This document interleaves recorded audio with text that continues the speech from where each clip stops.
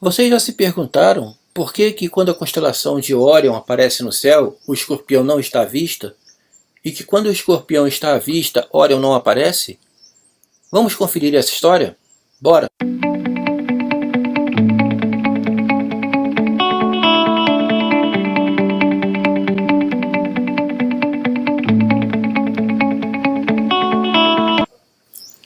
Essa história da mitologia grega é retirada do livro Zodíaco, Constelações e Mitos, de Nuno Crato, editora Gradiva, 2001. Trata-se de um conto que adapta livremente uma versão da lenda grega que envolve a luta entre o caçador Órion e o escorpião. Para além da beleza poética do mito, a história constitui uma ótima ideia mnemônica para a localização dessas constelações no céu e para recordar os momentos de seu aparecimento e desaparecimento ao crepúsculo. Esta história é um exemplo das relações que existiam entre a mitologia do céu e alguns fatos astronômicos. Por ela, se vê também como as histórias mitológicas podem servir de incentivo à observação das estrelas e das constelações. Órion era o maior dos gigantes.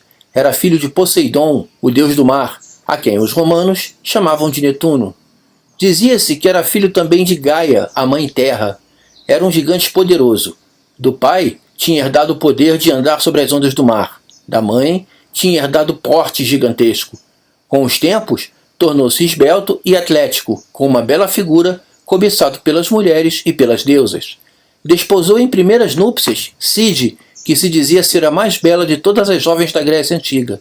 Mas Cide era orgulhosa e gabava-se de ser mais bela ainda do que as imortais, mais bela que a própria Hera, a rainha dos deuses, a esposa de Zeus. Ciumenta como era, Hera atirou a jovem de uma das montanhas do Tártaro, matando-a. Privado da esposa, Órion passou a perambular, perdido pela terra. A certa altura, ao passar pela ilha de Quíos, famosa pela sua caça grossa, avistou Mérope, a princesa do reino, que tocava sua flauta nas margens de um rio. Mal se viram, os jovens apaixonaram-se. Mérope nunca tinha visto um gigante tão belo, e Órion nunca tinha visto uma jovem tão inocente e tão dotada. Mas os seus amores estavam também destinados à tragédia. O pai da jovem, o rei Enopion, era conhecido por ter introduzido o vinho tinto. O seu nome em grego significa o que bebe vinho. Nessa altura, o vinho era ainda pouco conhecido, e Enopion conseguia enganar os passantes e embriagá-los. Opondo-se aos amores dos dois jovens, conseguiu embriagar Órion. Quando o gigante estava ferrado no sono pesado do álcool, Enopion cegou-o com uma espada e conseguiu expulsá-lo do reino. Órion, contudo, com a ajuda de um menino que se sentou nos seus ombros e o guiou, conseguiu caminhar até o sol nascente.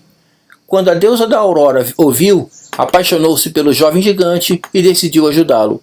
Com as suas artes, conseguiu recuperar-lhe a vista. Órion ficou alguns tempos com a deusa, mas os seus amores foram curtos e em breve partiu para novas conquistas. Ao longo de suas viagens, Órion tinha tornado-se um caçador exímio. Com as suas longas pernas e a sua agilidade, orgulhava-se de não haver animal que lhe escapasse. Com a sua espada e sua clava, uma clava feita de pinheiro, dos mais altos que tinha encontrado, orgulhava-se de conseguir matar qualquer animal que existisse sobre a terra. Órion passava dias e dias na caça, que se tornou a sua paixão. No decorrer de suas andanças, haveria de encontrar a deusa Ártemis, a que os romanos chamavam Diana, e que era também famosa por se dedicar apaixonadamente à caça de animais selvagens. Os dois famosos caçadores do mundo antigo juntaram-se e criaram uma forte amizade. Durante o dia, partiam à procura das novas florestas, onde encontrassem animais selvagens. À noite, sentavam-se em redor da fogueira e contavam um ao outro as suas aventuras. Dizia-se que estavam apaixonados, mas na verdade é que Ártemis, a deusa, sempre jovem e casta, apenas pensava nos desportos, no ar livre e na caça. Ártemis era uma personagem misteriosa. Dizia-se que era a deusa da lua, tal como seu irmão Apolo era o deus do sol. Mas na verdade é que ela passeava nas noites de lua cheia. Dizia-se também que era fria e vingativa, que matava por gosto. E a verdade é que Apolo e a deusa se tinham muitas vezes entretido a massacrar jovens guerreiros. Mas o gosto pelo sangue, se eles tivessem ficado nos combates antigos com os gigantes que desafiavam Zeus, Talvez o gosto pelo sangue tivesse ficado de sobra dos combates antigos com os gigantes, que desafiavam Zeus, o chefe dos deuses, que os dois irmãos ajudaram nessa guerra antiga. Ártemis e Órion eram amigos, mas a deusa, que se manteve sempre virgem, não queria nada mais do que a amizade. O que se passava com Órion, nunca ninguém chegou a saber.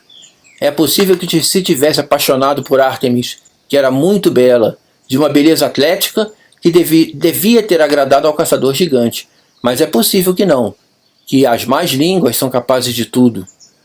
O que se passou em seguida, ninguém nunca soube explicar ao certo. Um dia, quando o gigante se passeava pelas terras de Delos, apareceu pela frente dele um escorpião gigantesco. Órion estava habituado a esmagar essas criaturas, mas esse escorpião era muito maior do que qualquer dos outros animais que existia sobre a terra. Era maior que o jovem caçador e tinha uma carapaça que nem a espada de Órion conseguia penetrar. Dizem uns que o escorpião fora enviado pela própria deusa Ártemis, pois uma noite Órion, que não resistindo ao desejo, tinha tentado violentá-la. Dizem outros que a besta fora enviada pela própria Gaia, a Mãe Terra, pois Órion tinha se vangloriado de não haver animal que a Terra criasse que ele não pudesse vencer. O certo é que se seguiu uma luta furiosa e que o gigantesco escorpião, impenetrável à espada do caçador e indiferente aos seus golpes, conseguiu aplicar-lhe um golpe mortal, com o ferrão venenoso de sua cauda.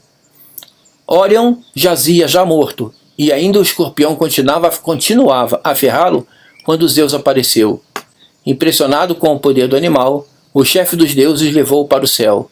Comovido com o heroísmo do gigante vencido, transportou-o também para o firmamento, mas colocou-o em posição oposta à do seu vencedor, de forma que os dois inimigos pudessem estar nos céus sem nunca se encontrarem, sem nunca se verem. Assim estão até hoje. Quando a primavera começa, Órion desaparece no brilho do sol. Quando o outono aparece, o perigoso escorpião é engolido pelo horizonte do ocaso. E é por isso, pessoal, que quando a constelação de Órion está se pondo a oeste, o escorpião está nascendo a leste. As duas constelações nunca se encontram no céu. Era essa a historinha da mitologia grega que eu queria trazer para vocês hoje. Lembrando que existem muitas versões da mitologia grega. Essa é uma delas. Um abraço e até o próximo vídeo.